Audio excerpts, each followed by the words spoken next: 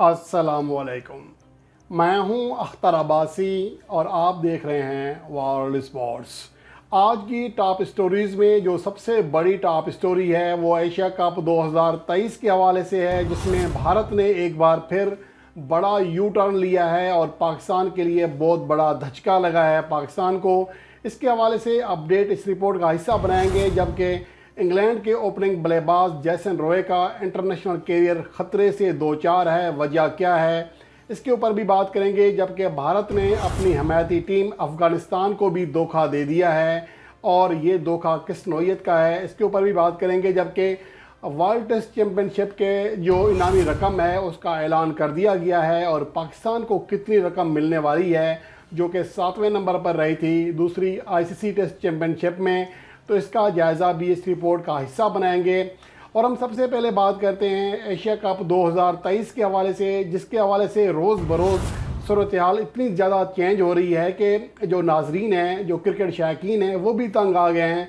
क्या ये रोज़ रोज़ Asia cup के हवाले से कभी कुछ अपडेट आ रही है, कभी कुछ आ रही है, लेकिन अब इसका जो वक्त है, फैसला कुन वक्त करीब आ चुका है और इम्कान ज़ाहिर किया जा रहा है कि 2 दिन के अंदर, यानी कि आईपीएल के फाइनल के बाद फौरी बाद एशिया कप 2023 का शेड्यूल जारी किया जाएगा। और इसके हवाले से बीसीसीआई के सेक्रेटरी और जो कि एशियन क्रिकेट काउंसिल के सदर भी हैं जय शाह, उनकी जानिब से बहुत ज़्यादा हैरान कुन बयान सामने आया है। उनका ये कहना है कि हमने फ़ैसला कर लिया हुआ है कि एशिया कप 2023 कहाँ खेला जाएगा, उसका शेड्यूल तक तय हो चुका है, जिसका सिर्फ ऐलान करना बाकी है। लेकिन हैरान कुन तौर पर एशिया कप 2023 का जो मेज़बान मुल्क है पाकिस्तान, उसको अभी तक ये पता नहीं है और पीसीबी अभी तक इंतज़ार कर रहा है हाइब्रिड मॉडल के मंजूर होने का। और कल तक जो इतलात आ रही थी, पाकिस्तान के 2 बड़े टीवी चैनल्स ने और 2 बड़े मीडिया ग्रुप्स ने इस हवाले से दावा किया था कि हाइब्रिड मॉडल को भारत ने तस्लीम कर लिया है और अब 4 से 6 मैचेस पाकिस्तान में खेले जाएंगे, जबकि बाकी मैचेस श्रीलंका में कराए जाएंगे। और लगता ऐसा है कि अब इसके ऊपर भी पानी फिरने वाला है। यहाँ पर सूरत हाल बड़ी दिलचस्प है। लगता ऐसा है कि बीसीसीआई जानबूझकर पीसीबी को जलील कर रहा है, क्योंकि शुरू में ये कहा कि हम पाकिस्तान आकर नहीं खेलना चाह रहे, तो पाकिस्तान ने सख्त मौक़िफ़ इख्तियार किया। लेकिन बाद में पाकिस्तान यूएई में खेलने के लिए राज़ी हुआ, तो भारत ने कहा कि हम यूएई में तो नहीं खेलेंगे। फिर पाकिस्तान ने इंग्लैंड का ऑप्शन दिया, तो इंग्लैंड को भी मुस्तरद कर दिया गया। फिर बीसीसीआई की जानिब से कहा गया कि श्रीलंका बेस्ट वेन्यू है मुतबादिल मैचेस के लिए, हाइब्रिड मॉडल के तहत हो या पूरा इवेंट हो। और पाकिस्तान ने शुरू में सख्त मुखालफत की कि जो इवेंट है या पाकिस्तान में होगा या फिर यूएई में होगा। लेकिन बाद में श्रीलंका के हवाले से भी पाकिस्तान ने नरमी इख्तियार की और ये किसी हद तक रजामंदी का इजहार भी किया कि चलें शुरू के जो 4 से 6 मैचेस हैं वो पाकिस्तान में करा दिए जाएँ, बाद में इवेंट जो है श्रीलंका करा दिया जाए। लेकिन अब बीसीसीआई ने श्रीलंका में भी इवेंट की मुखालफत कर दी है, जो कि भारतीय मीडिया रिपोर्ट कर रहा है। भारतीय मीडिया के मुताबिक जय शाह ने वाज़ेह तौर पर कहा है कि वो किसी भी तरह हाइब्रिड मॉडल को तस्लीम नहीं करेंगे, उसे मुस्तरद करते हैं। इवेंट जहां भी होगा एक ही मुल्क एक ही वेन्यू के ऊपर होगा।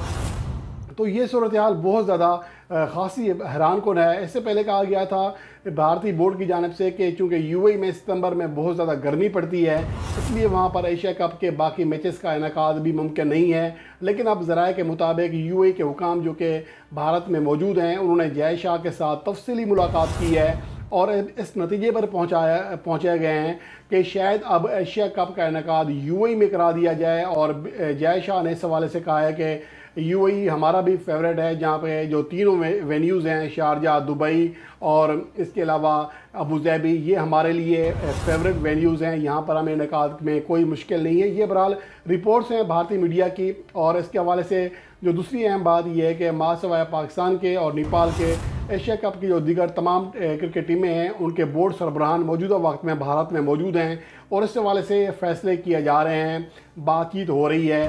लेकिन हैरान कुन बात यह है कि जो इस मुल्क इवेंट का मेज़बान है पाकिस्तान, उसको किसी बात से भी आगाह नहीं रखा जा रहा। और फिर यही होता है जब आप किसी की ग़ुलामी में चले जाते हैं तो फिर इस तरह के हालात तो सामने आते हैं। पीसीबी को इस हवाले से शुरू से ही सख्त मौक़िफ़ इख्तियार करना चाहिए था, लेकिन अब लगता ऐसा है कि पीसीबी के लिए बहुत ही मुश्किल फ़ैसला करना होगा कि इवेंट लगता ऐसा है कि अब किसी एक मुल्क में होगा, चाहे वो यूएई में हो या श्रीलंका में हो, लेकिन बीसीसीआई अपनी चलाएगा और पीसीबी से पूछे बगैर ही शेड्यूल का ऐलान मुतवक्के है। अब उसके बाद देखना होगा कि पीसीबी इस हवाले से क्या रिएक्शन देता है। क्या एशिया कप से बाहर होने की जो धमकी दे रखी है पीसीबी ने, या एशियन क्रिकेट काउंसिल छोड़ने की, क्या उस पर अमल दरामद होगा? क्या एशिया कप का बाइकआउट करेगा या फिर एशिया कप खेलने की हामी भरेगा? ये वो चीज़ें हैं जिसका इंतज़ार रहेगा, चूँकि 2 दिन के अंदर इसके हवाले से बड़ी अपडेट आने वाली है। बहरहाल जय शाह का जो मुबीना बयान भारतीय मीडिया के मुताबिक सामने आया है वो पाकिस्तान के लिए बहुत बड़ा धचका है, क्योंकि पीसीबी उम्मीद कर रहा था कि हाइब्रिड मॉडल के तहत सही, लेकिन 4 से 6 मैचेस पाकिस्तान को मिल जाएंगे, लेकिन अब ऐसा होता हुआ दिखाई नहीं दे रहा। और इसके अलावा इंग्लैंड के जेसन रॉय, जो कि पाकिस्तान सुपर लीग में इस्लामाबाद यूनाइटेड के लिए भी खेल चुके हैं, शानदार प्लेयर हैं, ख़तरनाक प्लेयर्स में उनका शुमार होता है। T20 वर्ल्ड कप 2022 में उनका जादू सबने देखा, लेकिन अब उनका जो इंटरनेशनल कैरियर है वो ख़तरे से दो चार होता हुआ दिखाई दे रहा है। उसकी वजह ये है कि उन्होंने इंग्लैंड क्रिकेट बोर्ड की जानिब से जो सेंट्रल कॉन्ट्रैक्ट है उसको ख़त्म करने का ऐलान किया है, जिसकी वजह ये है कि वो चाहते हैं कि जब उन्हें मौका मिले तो वो अपनी टीम के लिए यानी इंग्लैंड के लिए खेलें ज़रूर, लेकिन इसके साथ साथ वो किसी भी बड़ी लीग का मुआहदा छोड़ने के लिए तैयार नहीं हैं। और इसीलिए उन्होंने कॉन्ट्रैक्ट को ख़त्म किया है, जहां से उसे 60,000 पाउंड मिल रहे थे। इतनी बड़ी खती रकम उन्हें मिल रही थी, लेकिन इसके बावजूद उन्होंने इंग्लैंड क्रिकेट बोर्ड का सेंट्रल कॉन्ट्रैक्ट अब ख़त्म करने का फ़ैसला और ऐलान किया है। और उनका जो मेन वजह है ये भी है कि भारतीय बोर्ड ने चंद माह पहले तमाम जो बड़े स्टार्स हैं उनको ऑफ़र की थी कि अपने जो मुल्की क्रिकेट बोर्ड्स हैं उनके साथ अपने जो सेंट्रल कॉन्ट्रैक्ट्स हैं ख़त्म करें और भारी मुआवजा अदा करने के लिए तैयार हैं, ताकि उनकी जो माली मुश्किलात हैं वो बजाय बढ़ने के कम हों।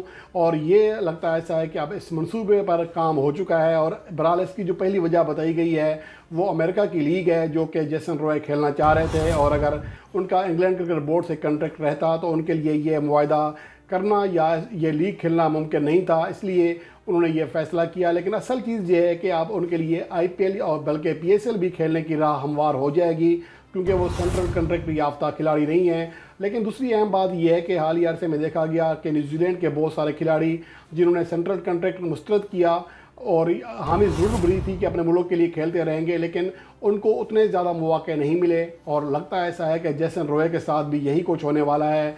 शायद इंग्लैंड क्रिकेट बोर्ड अपने सेंट्रल कॉन्ट्रैक्ट याफ्ता प्लेयर्स को ही ज़्यादा मौके देगी और जेसन रॉय एक बार फिर इंग्लैंड टीम से बाहर हो जाएंगे। और ये चीज़ें जो हैं ख़तरे की घंटी हैं इंटरनेशनल क्रिकेट के लिए, और आईसीसी को इस हवाले से लाजमी तौर पर इकदाम करना होंगे, वरना फुटबॉल की तरह क्रिकेट भी सिर्फ वर्ल्ड कप के दौरान ही इंटरनेशनल क्रिकेट रह जाएगी, वरना बाकी जो लीग्स के दौरान इस खिलाड़ी जो हैं एक्शन में दिखाई देते रहेंगे। और इसके अलावा एक और अहम बात यह है कि भारत ने अफ़गानिस्तान को भी धोखा दिया है, जिनके साथ सीरीज़ मौजूदा तौर पर शेड्यूल की जा रही थी 20 से 30 जून के दरमियान, लेकिन अब भारतीय बोर्ड ने बहाना बनाया है थकावट का, मसरूफ़ शेड्यूल का, और अफ़गानिस्तान को भी धोखा दिया है। इस सीरीज़ के बदले अफ़गानिस्तान से बहुत ज़्यादा काम लिया गया है, हर जगह उनकी हाँ में हाँ भरवाई गई, इवन के एशिया कप के हवाले से भी और बाकी मामलात में भी। लेकिन अब भारतीय बोर्ड ने अफ़गानिस्तान से भी आंखें फेर ली हैं और ये कहा है कि उनका मसरूफ़ शेड्यूल है। पहले तो आईसीसी टेस्ट चैम्पियनशिप का फाइनल खेलना है 7 से 12 जून तक, उसके बाद वेस्ट इंडीज़ के खिलाफ 12 जुलाई से 13 अगस्त तक सीरीज़ शेड्यूल है। लेकिन इससे पहले ये सीरीज़ जो है, ये मैचेस जो हैं पहले से ही तय थे और ये कहा गया था कि इस दौरान यानी कि 20 से 30 जून के दरमियान कोई भी तारीख निकाल कर 3 वनडे मैचेस खेले जाएंगे। लेकिन अब उनकी जानिब से वाज़े तौर पर कहा गया है कि अब इस सीरीज़ का इनेकाद मुश्किल है। लेकिन बहरहाल बीसीसीआई अफ़गानिस्तान क्रिकेट बोर्ड के जो सदर हैं मीर वाइज अशरफ, वो भारत ही में मौजूद हैं और कोशिश कर रहे हैं कि बीसीसीआई के हुकाम को राज़ी किया जाए कि 3 वनडे मैचेस की जो मौजूदा सीरीज़ है उसको एज़ पर शेड्यूल मुनक़्क़द कराया जाए ताकि उनके मामलात ना बिगड़ें। और उसके अलावा वर्ल्ड टेस्ट चैम्पियनशिप जिसका फ़ाइनल आइंदा माह खेला जाएगा भारत और ऑस्ट्रेलिया के दरमियान, उसके लिए इनामी रकम का ऐलान कर दिया गया है, जिसमें मजमूई तौर पर $38 लाख की जो रकम है मुख्तस की गई है, जिसमें फ़ाइनल जीतने वाली टीम को $16 लाख मिलेंगे और हारने वाली टीम को यानी कि रनर अप टीम को $8 लाख मिलेंगे। तीसरी पोजीशन पर रहने वाली साउथ अफ्रीकी टीम को $4 लाख मिलेंगे। इस तरह बाकी टीमों के तो अलग अलग इनका हिस्सा है, लेकिन पाकिस्तान टीम जो कि पॉइंट्स टेबल पर 7वें नंबर पर रही थी, जो कि एक मौका पर फेवरेट थी। उसे $1 लाख यानी कि 2 करोड़ 85 लाख रुपए मिलेंगे। ये इनामी रकम है दूसरी आईसीसी टेस्ट चैंपियनशिप की। और अब तीसरी आईसीसी टेस्ट चैंपियनशिप का जो आगाज़ है वो जून 2023 में होगा, जब इंग्लैंड और ऑस्ट्रेलिया की टीमें एशिया सीरीज़ में मध्य मुकाबले आएंगी। और उसमें कोशिश होगी कि इसके वाले से वैसे आपको तमाम जो पाकिस्तान के 6 सीरीज़ हैं उसका शेड्यूल आपके साथ जारी किया जा चुका है। उसमें फिर हम कोशिश करेंगे कि पाकिस्तान की ऊपर आने के जो इम्कानात हैं वो देखे जाएंगे, उस पर रिपोर्ट बनाएंगे। इससे पहले दूसरी आईसीसी टेस्ट चैंपियनशिप में पाकिस्तान टीम फेवरेट थी, क्योंकि पाकिस्तान की जो मुश्किल सीरीज़ थी वो तमाम होम सीरीज़ थी। तमाम बड़ी टीमों के खिलाफ पाकिस्तान ने ऑस्ट्रेलिया, इंग्लैंड, न्यूजीलैंड इनके खिलाफ अपने मुल्क में क्रिकेट खेलना थी। और जो पाकिस्तान की अवे सीरीज़ थी मुश्किल नहीं थी, वेस्ट इंडीज़, बांग्लादेश और उसके अलावा श्रीलंका का टूर था। लेकिन पाकिस्तान टीम इसके बावजूद ऊपर आने में कामयाब ना हो सकी, जिसकी वजह होम सीज़न में पाकिस्तान की मायूस कुन कारकर्दगी थी। क्लीन स्वीप का सामना करना पड़ा था इंग्लैंड के हाथों, ऑस्ट्रेलिया के हाथों शिकस्त हुई, न्यूजीलैंड के हाथों भी बड़ी कामयाबी हासिल ना हो सकी। तो इसकी वजह से पाकिस्तान टीम 7वें नंबर पर रह गई थी।